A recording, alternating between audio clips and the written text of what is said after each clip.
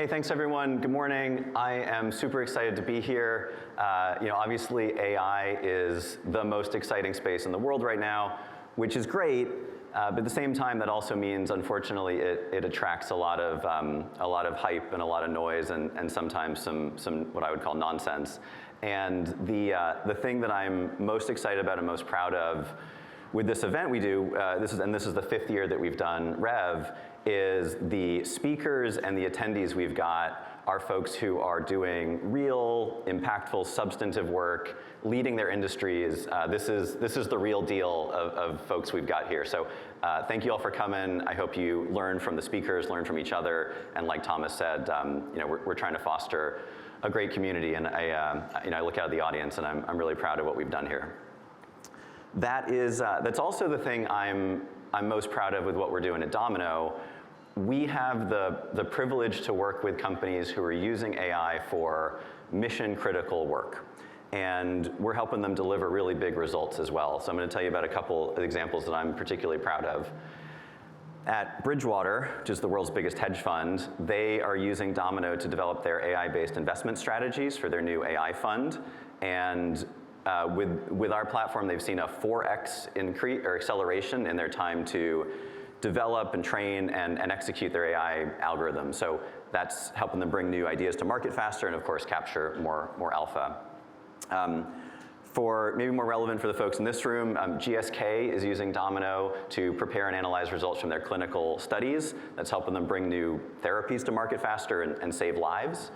And the US Navy is using Domino to build mine detection algorithms for unmanned underwater vehicles. And I couldn't believe this stat when I first heard it. With our platform, they've seen a 97% reduction in their model iteration cycle time. That's the time to retrain and deploy a new version of a model. So helping get better models into the field faster, which is awesome. And I think, like I said, there's a lot of sort of noise and hype in the space right now, and these are the kinds of use cases I think that the world needs more of. These are the sort of things that I'm really excited about in terms of how AI is going to have a positive impact on the world at large, and not just be a flash in the pan.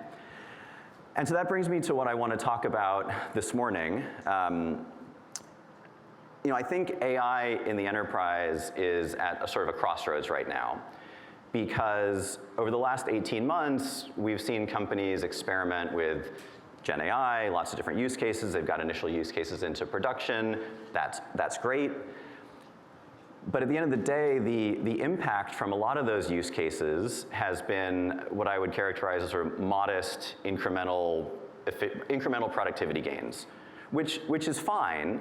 But the choice that are facing companies right now is really, who's going to sort of be content with a handful of internal chatbots running around and stay on this course of what I would call incremental productivity gains, and who is going to figure out how to wield AI to drive more of a step change in revenue, in competitive advantage, and who's going to set their company on a different trajectory to be a leader in their industry over the next decade.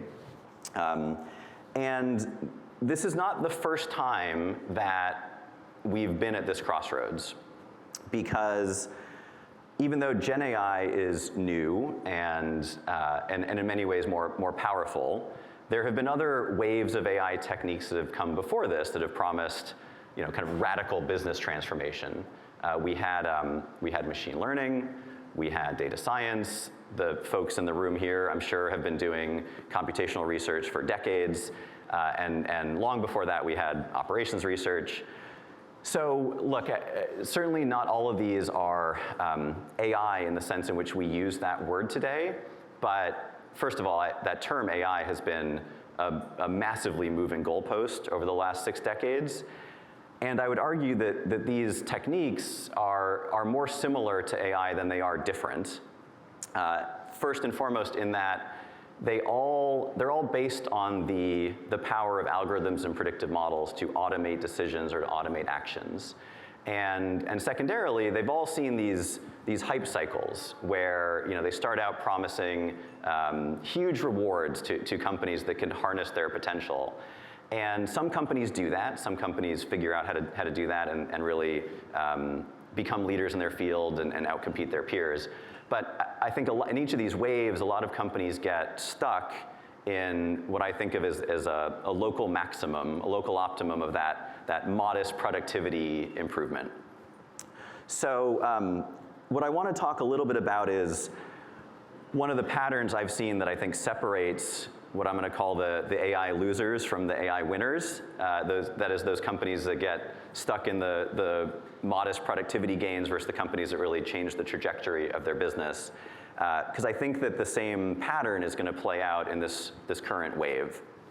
And here's kind of the theme I want to talk about. So the AI losers, as I'm going to call them, I think are very often the companies that get distracted by shiny objects, by superficial solutions, or by the promise of an easy path.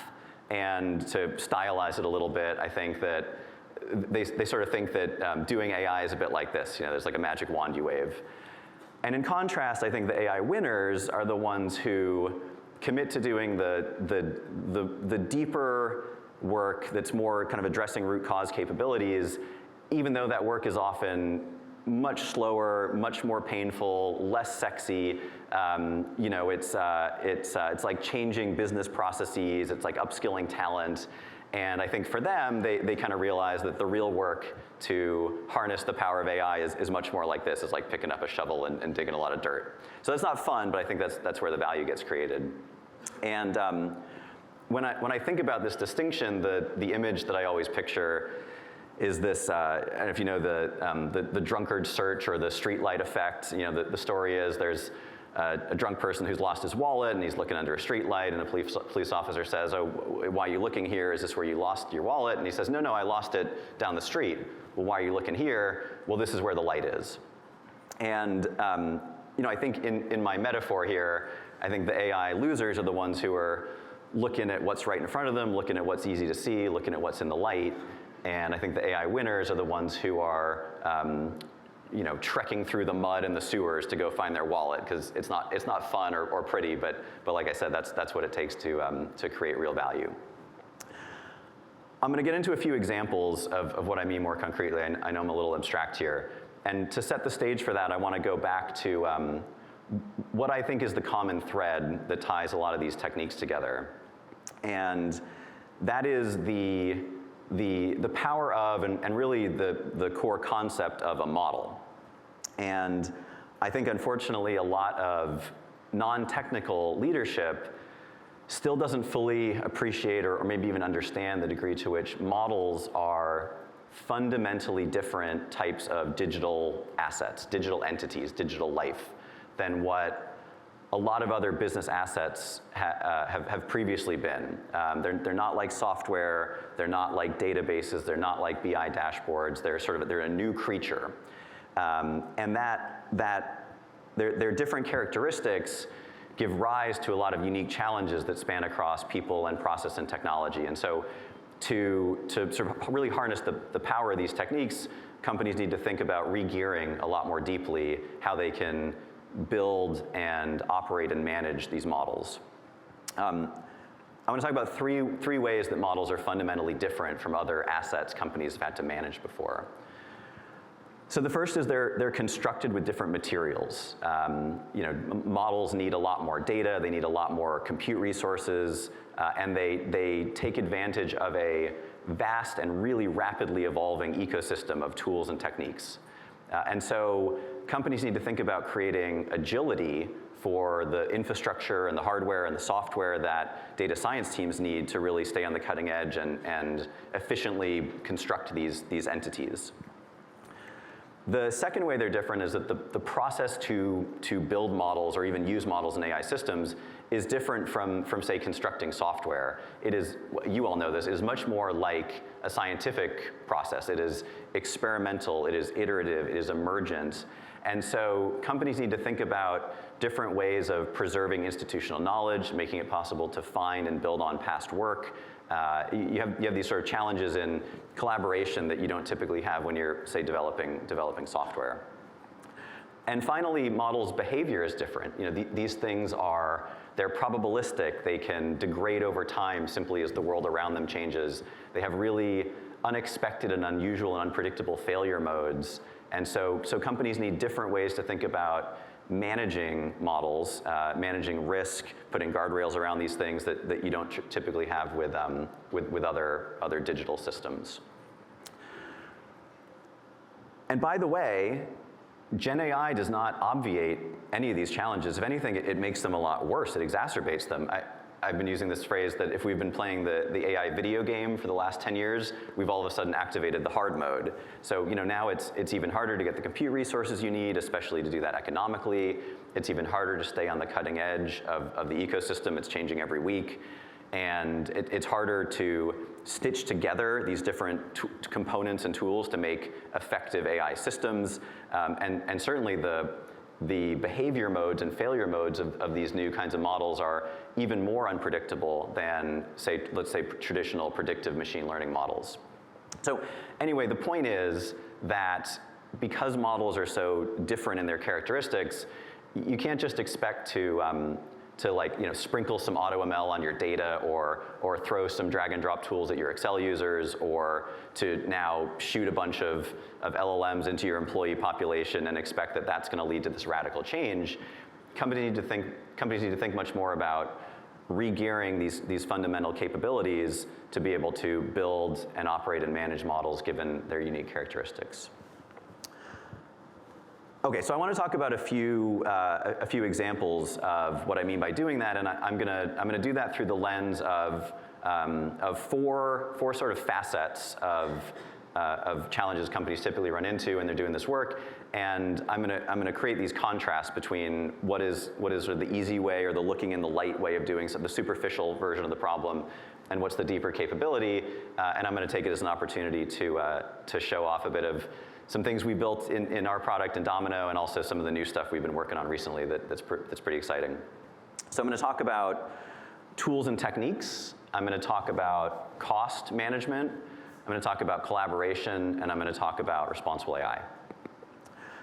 On the tools side of things, tools and techniques, I think the superficial pitfall that companies can fall into is this mindset that there's some silver bullet tool or there's a one-size-fits-all solution that's going to work for all use cases. Maybe it's like some commercial AutoML tool or some new distributed compute framework or whatever the current state-of-the-art leading LLM is on the new leaderboard.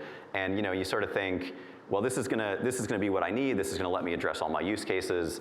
And these things always deliver a shot of value. They're useful.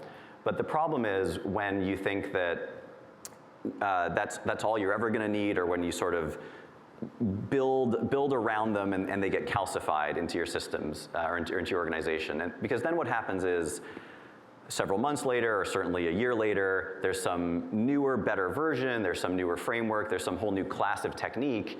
And if you've anchored to one particular silver bullet, then your innovation stalls and you're sort of left behind.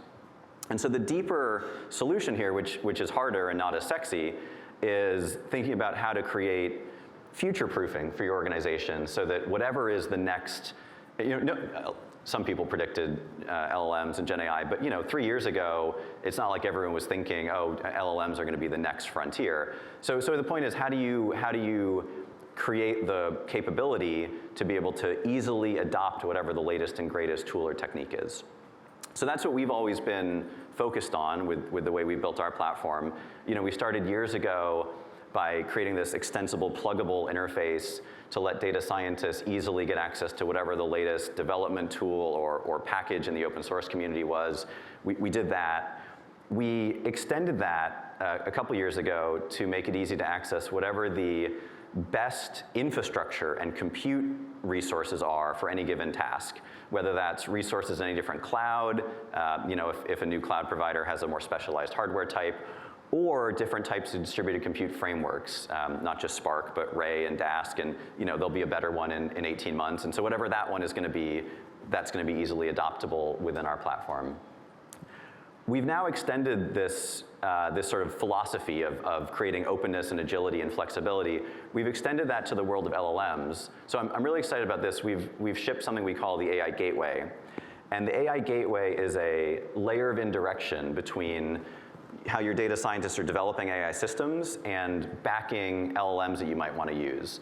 So you can implement against one standard interface instead of, say, the OpenAI API or the Google API. You implement your systems against this layer of indirection, and then in the back end later, you can swap out the implementation, or you can reroute for different use cases, so that gives you the agility to adopt the latest and greatest LLM, or even to move your implementation if you start out using a third-party commercial one and you want to move it on-premise to your own deployment. So we're really excited about this.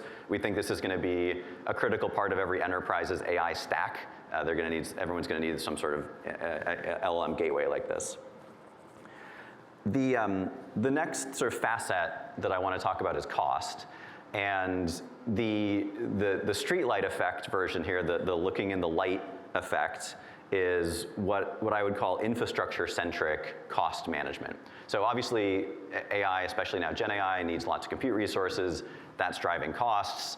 IT organizations in particular are scrutinizing a lot of AI-related spend, which is important. That's a good thing to do. The problem is that most of the tooling we have today for understanding spend is infrastructure-oriented. This is AWS Cloud Health, or one of those tools, I forget which. And it lets you see things like how much of your spend is driven by data egress versus a particular class of EC2 resource or whatever. And that's fine, like we need these views, but the problem is they don't help you connect the cost to the use cases, to the value. And so the better way to do this, although it's harder, is what I call model-centric cost analysis, which is to say, how do we understand for a given research project or use case or model, what are the costs associated with that? So we've built a FinOps capability into our platform, which lets you do exactly that. First, it gives you granular attribution by concepts that are more familiar to your research and data science organization. Which models are accruing which costs? For a given model or for a given research project, are those costs coming from development workloads, like running notebooks? Are they coming from inference workloads? Are they coming from other types of workloads? So you can sort of slice and dice your spend based on concepts that are more familiar to how a research organization works. We've then extended that even further to let you put budgets and quotas in place, again, at that level of the actual models or research projects. So you can say, hey, for this research project, I don't want anyone spending more than $10,000 a month. And it's not tied to an infrastructure aspect like, I don't want anyone spending more than X amount on GPUs. It's tied to the business concept that you care about. Look,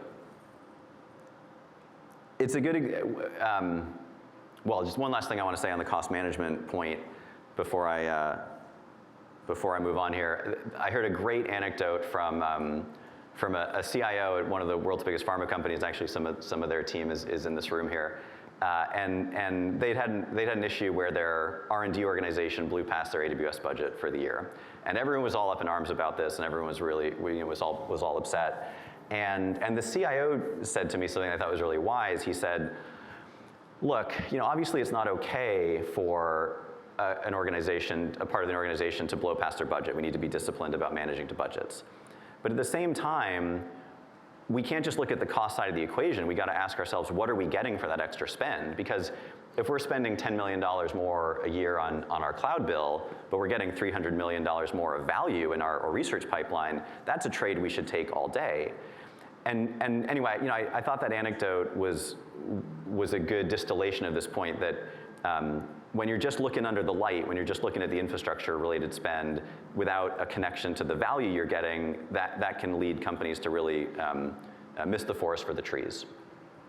Okay, sorry, that's what I want to say about cost. Next is collaboration.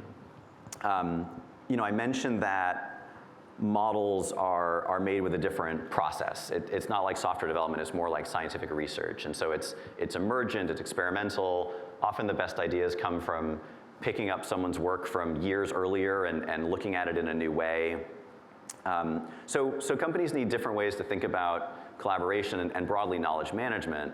And the pitfall, or I think the easy version of collaboration, is thinking about collaboration as something that happens within a short period of time, in the moment, in the now, in the present. And often this gets manifested as like discussion. And I think that's because that's what a lot of software engineering tools have been built around. You know, we've got pull requests and code reviews and discussion feeds when you're looking at code. And certainly data science needs that too. So this is necessary, but it's not sufficient. The thing that's even more important for research or AI system development or data science work is thinking about collaboration as something that happens over longer periods of time and becomes much more about reusability. So we've been thinking about this problem for a long time. You know, we started out in our platform building capabilities for grouping all related knowledge assets together into a concept we call a project. Projects are searchable, discoverable, forkable, clonable, and you don't just get the code, you get the data, you get the compute environment definition, all the packages, you get the history of experimentation, all the context about a particular research effort. So that's been really critical to letting organizations find and build on past work instead of reinventing the wheel. More recently, we've taken this to the next level. We've built a concept we call a project template. We're really excited about this. Customers can define their own templates. We're also building some of our own templates that codify common patterns. A template is a blueprint for how to do a particular class of project or class of work. So how to build an LLM-based chatbot, or how to do a clinical trial analysis. And templates codify more of your institutional knowledge. They let you codify your best practices, your standard way of doing things. So in addition to being able to reuse work about a particular research project, a particular insight you've built, you can now reuse your institutional knowledge about best practices. How do you do your standard ways of working? So we're really excited about this.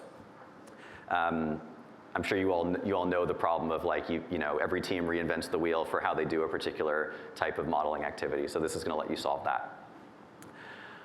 So finally, I want to talk about responsible AI. Last but certainly not least, you know, this has become a really hot topic of discussion in the industry right now. Everyone's kind of freaked out about LLMs. For understandable reasons. They have new and unique failure modes. They're a lot harder to guardrail and manage. The looking in the light version of responsible AI, I think, is what I call algorithm-focused responsible AI. And what I mean by that is, like, a lot of the industry dialogue I hear about is really focused on interrogating or scrutinizing a particular model or a particular algorithm. And this shows up as things like explainability analyses, you know, feature weighting, fairness analyses, and by all means these are important. Like, we need these. But this is also not the hard part. There are open source packages you can run on your algorithms. It'll spit out a nice explainability chart for you. This is all good. When we talk to the folks we work with, especially in big enterprises, the much harder problem and the bigger problem we hear about when it comes to responsible AI is really a people and process orchestration problem. It's not, how do I see the feature weighting for one model? It is, how do I ensure that for a given model that my company has built, that we've applied our particular set of checks to it? How do we ensure that whatever bias algorithm we want to use has been consistently applied? How do we know who signed off? How do we have the bill of materials to review? And how do we make sure that's auditable and reproducible if we ever get asked about it? That is not an algorithm problem. That is a process problem. So it's sort of boring and unsexy, but it's important. So we've been thinking about this for a long time as well. We built into Domino deeply from the very beginning something we call our reproducibility engine that automatically captures lineage from any result you produce back to what were all the inputs that generated it, the code, the data, the software packages. And this allows traceability, which is really the foundation of a lot of responsible AI. That's good. we took that to sort of the next level last year. We shipped something we call Model-centric. Model-centric gave customers customizable model cards. They can define their own views about what they want to look at when they're approving or reviewing a model. We built a model registry, so all that information is accessible in one single source of truth. That's been really great. We're taking this to the next level right now, and I want to show you all a preview of new capabilities that we're going to be shipping this fall, so you're getting kind of a sneak peek here. I'm really excited about it. We're adding into Domino the ability to do what we're calling process and lifecycle management, which I know doesn't sound, again, doesn't sound fun or sexy, but I think it's really important. The way this is going to work is you'll be able to define your own policies that have to be applied for any modeling or research project you're doing. We're going to ship with some standard templates out of the box to let you implement industry standard policies, whether that's the EU AI Act or NIST. And a policy is going to let you define what are the stages your model has to move through in its life cycle, and also what's the evidence that you have to collect and who has to approve as work moves between your stages. And you can, of course, customize these policies and customize the evidence definitions that you want to collect and manage. Then your researchers or your data scientists are going to be able to fill out that evidence in situ, directly from the development environment they're working in. So there's no different place to jump to. And there'll be one central place where your model validators, your reviewers, and your data scientists, or your compliance people can all come and look at that single source of truth for all the evidence that's been collected. One of the things that is really exciting about what we're doing here, the way we're building this, we're building this evidence collection on top of our existing reproducibility engine and on top of our existing code execution capabilities. So evidence that Domino will be able to collect can be automatically computed. Like you can have scripts that spit out certain governance artifacts that we can capture automatically. And Domino's also going to be able to tap into a lot of the metadata we have to extract it automatically, like experiment performance metrics or data sources and data sets that were used. So we think this is going to streamline that process for collecting this evidence and compliance materials. We're really excited about it. And then finally, we'll be able to light all that up in sort of a bird's eye view, so you can see, or your compliance organization can see, what are all the deliverables and models I've got in my organization, where are they in their adherence to our compliance policies, what are the approvals that are pending on your plate, your sort of to-do list if you're in one of those compliance teams. So we're really excited about this. I think responsible AI is going to be the next frontier of what really separates like those AI winners and losers, who's able to get value from a lot of this work. And like I said, I think the hard part is really the boring process part, not the sexy algorithm part. So we're excited to be a part of it. If you want to learn more about this, talk to the Domino folks. We've got a booth out there. Like I said, we're going to be shipping this in the fall. So those are 4 examples of how we've taken this approach of building technology to help customers solve what I think of as the deeper, harder problems to help realize the potential of AI. These are the picking up the shovel rather than waving the magic wand. You know, giving you agility to use the latest and greatest tools and techniques, letting you take a model-centric view of cost management, giving you reusability, so you can sort of think about collaboration at a large time scale, and giving you a process-oriented way to do responsible AI and solve those people and process orchestration problems. There's one last thing I want to talk about, and it's something that we've just shipped that I think is going to have a huge impact and really takes a lot of these capabilities to the next level. So this stuff is all great. Up until now, there's been one limitation in our platform, and we've gotten lots of feedback from customers that they find that limitation a little bit annoying. And that limitation is basically, you can get all these benefits, but the unit you have to work with in Domino today has been sort of a single computation. It can be a really complex script, it can do lots of things, but fundamentally it's sort of one workload execution. And that's limiting in the real world, especially in the life sciences space. There are much more complex calculation dependencies that you have to manage. So we've heard the feedback, and we've built what we're calling Domino flows. We think this is the best way to manage and orchestrate complex multi-step computations. We're really excited about it. I know there are lots of commercial and open source pipeline tools, workflow tools. What we've done here, I think, is really special and unique. We have figured out how to give you those benefits I just talked about by building on the sort of this hard foundational work that Domino's already done.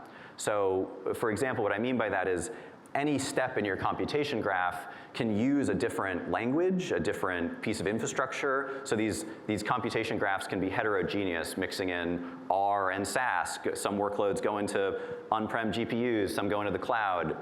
And each step in the computation graph is reproducible. We built in reproducibility for the intermediate results. And then finally, these whole flows are parameterizable and reusable. So you can think of them as sort of like super functions that let you scale best practices and knowledge across your organization. Super excited about it, and we've built, we've made a short demo video to show you more about this. So let's play that. Hi, today I'm going to go through a quick demonstration of Domino's new feature, Flows. Domino Flows allows you to run multi-step, dependency-aware computations across any infrastructure in a fully traceable and automatically reproducible way, and is powered by the leading open-source workflow orchestrator, Flight. Let's walk through an example of a clinical programming use case. I am the study lead for a revolutionary new drug that has just entered phase 3 of clinical trials, and I use Domino as my statistical computing environment. We use Domino as I need to be able to develop and execute all of my study programs written in multiple languages and collaborate on my study deliverables with various stakeholders, all whilst ensuring GXP compliance and reproducibility. There can be tens and sometimes hundreds of programs within each study, and it is difficult for me to visualize the dependencies across these programs. It is also difficult to be able to trace what data, code, and software went into producing each individual deliverable within my study. Let me show you how Flows solves these challenges. Here you can see that I have a graph visualization of my clinical study flow that I was able to create from a predefined clinical study flow template. This particular flow takes SDTM datasets as the initial input and produces ADAMs and TFLs. This graph allows me to easily visually verify all of my intricate dependencies across my study programs. These dependencies are all defined as code under the hood. Now I have verified that my dependency graph has been configured correctly. Let's kick off a new run of my flow. The initial inputs of flows can be parameterized, allowing me to easily iterate on different flow runs with different starting conditions. As my study has now been unblinded, I want to rerun all of my validated programs with unblinded data. This is as simple as pointing my flow to the unblinded SDTM stored in a versioned Domino dataset and hitting launch. This can be a massive time saver, as I am able to reuse the same programs and flow that were built and validated before my study was unblinded. Skipping ahead, we can see that my flow has finished executing, so let's go and inspect it directly within the Domino UI. In this first view, I can see a list of all of the different flows contained within this project. In this clinical study project, I have a flow that produces SDTM only, I have a flow that produces ADAMs and TFLs together, and I have a full study execution flow which runs SDTM, ADAM, and TFL all in one go. Just like all other assets in Domino, flow definitions are automatically versioned. Under the Runs tab, I can see a list of all my previous flow runs for any flow executed within this project. Inspecting the flow run we just kicked off, I'm able to verify each task that was executed within this flow. I can also inspect the details of each individual task. Clicking into my ADSL task, for example, I can trace what the input dependencies were. Here we can see that the input was version 1 of my unblinded SDTM. Clicking into my TPOP task, I can see the input dependency is the ADSL dataset produced by my ADSL flow task. I can also trace and view the output that was produced. Here I am able to visually verify that my TPOP flow task successfully produced my TPOP table, which is displaying my trial population segmented by demographic and treatment group. What is important to know is that every input and output is automatically versioned and immutably tied to each flow task and each flow run. Clicking details, you can see that each task is actually executed as a batch job. This means flows are able to take advantage of Domino's openness by allowing users to use any tool or language they wish for each individual task, and to take advantage of Domino's flexibility and infrastructure by choosing which Nexus data plane each task is executed in, and most importantly, doing this in a fully automated, reproducible way. Here you can see that my Adam tasks were executed in SAS on the AWS US data plane. My TFL tasks were executed in SAS and are on the AWS US data plane. And my final utility task, to combine all of my individual TFL PDFs into one, is using Python. I can also verify other things around my tasks. I can verify that all of my R and Python programs were ran inside of a GXP validated R and Python compute environment. I can validate that all of my study programs were pulled from the production branch of my validated Git repo. And I can verify that all of my SAS macros were pulled from version 1.2.0 of my global macro library. Combining all of this versioning and metadata of my flow is crucial for reproducibility and staying GXP compliant. We have been able to confirm that our flow was configured correctly and ran successfully, but in reality we know that this will not always be the case. Maybe the flow took much longer to run than expected, and now I want to understand why. For this, I can use the timeline view to visualize the time taken for each task. In this example, I can quickly identify a handful of my Adam tasks that took much longer to run than others. Maybe these are more compute intensive due to larger data transformations, and so I now know which tasks I need to assign more compute resources to in my flow definition for my next run. Or maybe my flow run failed to complete successfully. Using the graph view, you can see that I am able to easily visualize which task in my flow caused the pipeline to fail. In this example, it was my ADLB Adam dataset task. Clicking into this task, I have a link that takes me to the task logs, which I can use to identify the underlying cause of the failure. This particular failure was caused by a bug in my ADLB SAS program. Once I have fixed this bug and pushed it to Git, I now want to rerun my pipeline.